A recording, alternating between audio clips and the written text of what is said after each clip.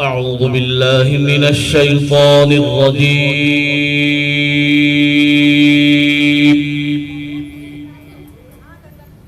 بسم الله الرحمن الرحيم.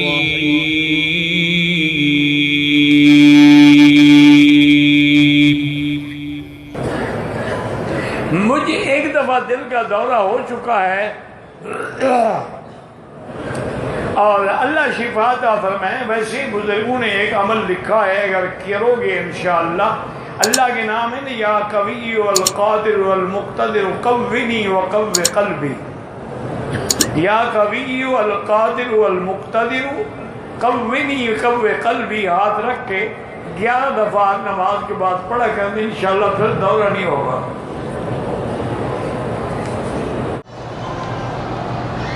ایک اور بزرگ کا بھی ہے وظیفہ، وہ فرماتے ہیں کہ یا اللہ یا رحمان یا رحیم، دل مارا کن مستقیم، بحق ایاک نعبد و ایاک نستعین.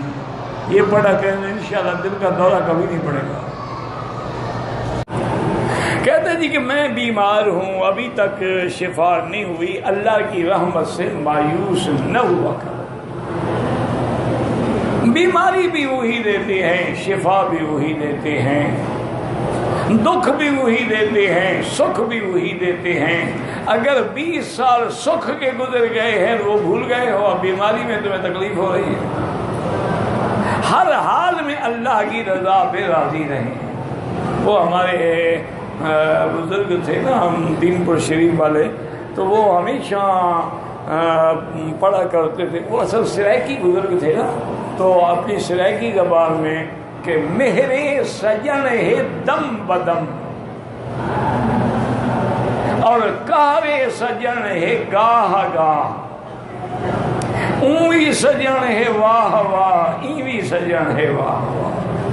کہ ہر وقت تو اس کی رحمت ہوتی ہے، کبھی کبھی قہر بھی ہوتا ہے. یہ بھی اس کی مرضی، یہ بھی اس کی مرضی، ہم اس پہ راضی ہیں. اللہ تبارک و تعالیٰ کے طرف سے اگر رزق میں فراخی آئے شکر کرو، تنگی آئے صبر کرو، تمہارا ثواب کہیں نہیں جائے گا. اور میں نے جو ابھی وظیفہ بتایا اس کی کثرت کرو، استغفار کی. انشاءاللہ ظاہری باطنی روحانی جسمانی بیماریاں پریشان سب کا یہ علاج ہے. یہ تو اکسیر اعظم ہے. سیدنا حسن رضی اللہ تعالی عنہ بیٹھے تھے، کچھ لوگ آئے، انہوں نے کہا حضرت ہمارے علاقے میں بارشیں نہیں، فرمایا استغفار کرو. دوسرے آدمی آئے، انہوں نے کہا حضرت ہمارے مال میں برکت نہیں ہو رہی، فرمایا استغفار کرو. اس کے بعد کچھ لوگ آئے، انہوں نے کہا حضرت ہم تو اولاد سے بڑے تنگ ہیں، اولاد ہی نہیں ہو رہی ہے تو میں آگے نہیں بڑھ رہی، اور فرمایا استغفار کرو. جب وہ چلے گئے تو جو آپ کا خادم تھا تو اس نے کہا حضرت آج تو پتہ نہیں آپ کس جوش میں تھے، ہر بیماری کا علاج ہی استغفار بتا دیا، اور کوئی علاج ہے ہی نہیں قرآن حدیث میں. اور فرمایا اللہ کے بندے میں نے تو نہیں بتایا، تو قرآن کہتا ہے فَقُلْ تُسْتَغْفِرُوا رَبَّكُمْ إِنَّهُ كَانَ غَفَّارًا. استغفار کرو، بخشنے والا ہے. یرسل السماء علیکم مدرارا، وہ تم پہ لگاتار بارشیں برسائیں گے.